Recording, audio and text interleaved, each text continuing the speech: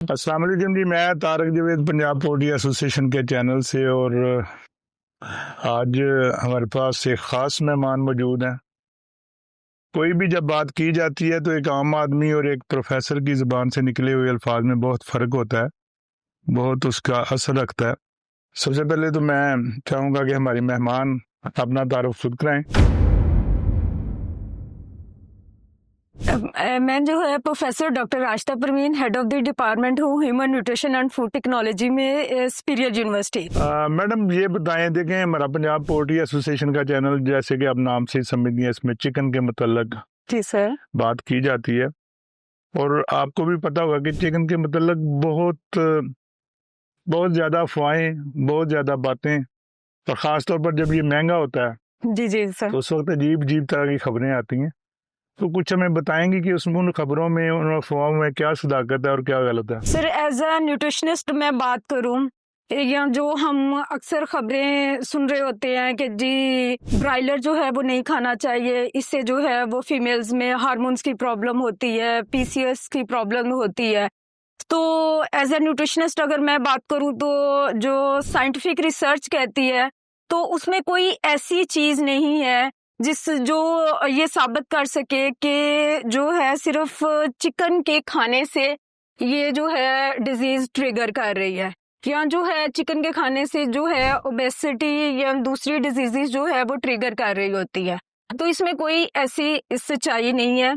तो जो है वैसे भी जो चिकन है या ब्रायलर है वो एक चीप सोर्स भी है और हर किसी की रसाई में भी है। अगर हम बात करें मटन और बीफ की तो उसमें वैसे ही जो है उसमें फैट कंटेंट ज्यादा होते हैं, जिसकी वजह से वो हम ज्यादा जो है वो यूटिलाइज नहीं कर सकते। तो जो ब्रायलर है वो हाई प्रोटीन कंटेंट इसमें ज्यादा होते हैं, जो कि आपकी ओबेसिटी को कम कर रहा होता है। क्योंकि हम जिस तरह एशियन कंट्रीज में रहते हैं तो हमारे डाइट में जब तक हम रोटी नहीं खाते तो हमें ऐसे फील होता है कि हमने कुछ नहीं खाया। तो ये जो है ना हाई कार्बोहाइड्रेट डाइट जो है वो हम लेते हैं, जिसकी वजह से ये ओबेसिटी या दूसरी हार्मोन डिजीजेस जो है वो हो रही होती हैं।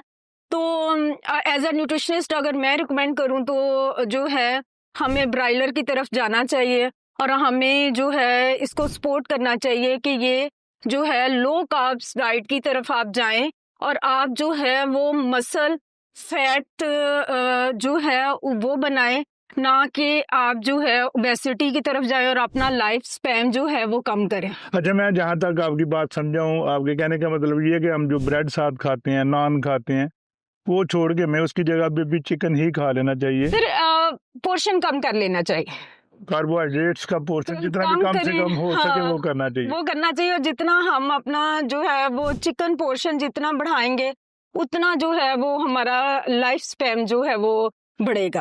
अच्छा, मुझे ये बताएं, लड़कियों में आमतौर पर ये तासर पाया जाता है, ये तासर पैदा कर दिया गया है कि उनके चेहरों पे जो बाल उगाते हैं किसी किसी के ऊपर, वो चिकन की वजह से उगते हैं। इसमें क्या हकीकत है? नहीं सर, ऐसी रिसर्च नहीं है जो इस चीज को प्रूव करे, क्योंकि वो हार्मोन इम्बैलेंस की वजह से होते हैं। तो हार्मोन इम्बैलेंस आपके किसी भी वजह से हो सकते हैं, वो आपका लाइफस्टाइल भी हो सकते हैं।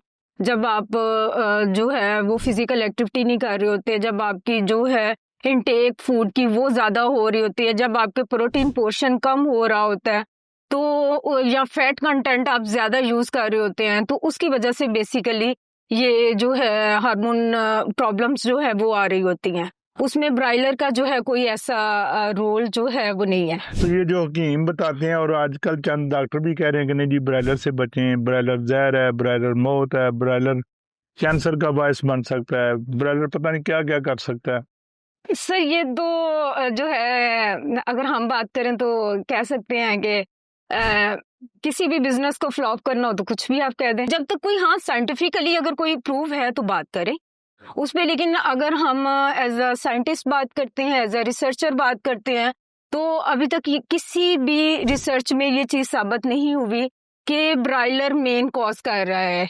हार्मोन इम्बैलेंस को। तो फिर क्यों ये इतना हवा खड़ा कर दिया जाता है, क्या वजह उसके? शायद सर इसमें आप लोग इसमें एज ए न्यूट्रिशनिस्ट हमारा रोल भी बनता है, और इसमें आप लोग जो है एज इंडस्ट्री अगर बात करें तो अगर मिल के एकेडेमिया और इंडस्ट्री मिल के अगर काम करे तो इसको ज्यादा देखिए, मीडिया के जहाँ पे फायदे हैं तो वहाँ नुकसान भी है।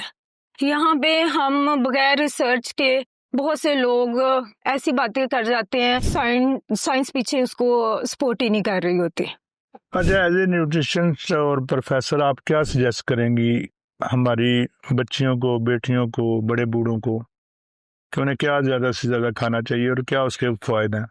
सर, उसमें जो है ना, एज ए न्यूट्रिशनिस्ट अगर मैं रिकमेंड करती हूँ तो मैं जो है फीमेल्स को ये कहती हूँ, स्पेशली अडल्ट एज में जो होती हैं, कि उनको प्रोटीन कंटेंट ज़्यादा लेना चाहिए।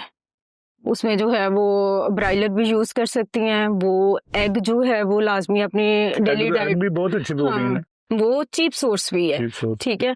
और साथ में अगर जो है आप एटलीस्ट 250 ग्राम डेली चिकन अपनी डाइट में लाजमी किसी ना किसी फॉर्म में ऐड लाजमी करें। अच्छा, ये मुझे बताएं कि चिकन खाने से कद में भी कोई बेहतरी आती है? अमूमन हमने सुना है कि जो ज्यादा चिकन खाते हैं उनके कद लंबे होते हैं। सर, उसमें ये एक चीज हो सकती है कि आपकी जो बॉडी को की ग्रोथ के लिए चीजें हैं, तो उसमें अगर हम इसकी कंपोजिशन की बात करें तो इसमें जो है बेसिकली मसल्स ये बना रही है ना आपकी बॉडी में, जो चिकन है ये मसल्स बना रहा होता है, ये लो कोलेस्ट्रॉल लेवल कम कर रहा होता है, इसमें विटामिन्स और मिनरल्स होते हैं जो आपकी ग्रोथ को जो है ना वो हेल्प कर रहे होते हैं आप। अच्छा, मुझे ये बताएं कि मटन, बीफ और चिकन के जो खाने में डाइजेस्टिबिलिटी है वो क्या है और कैसी है और किसकी ज्यादा डाइजेस्टिबिलिटी है? सर, अगर हम बात करें तो ब्रायलर की डाइजेस्टिबिलिटी जो है वो सबसे अच्छी है, ठीक है, क्योंकि इसमें ये लो फैट इसमें होता है।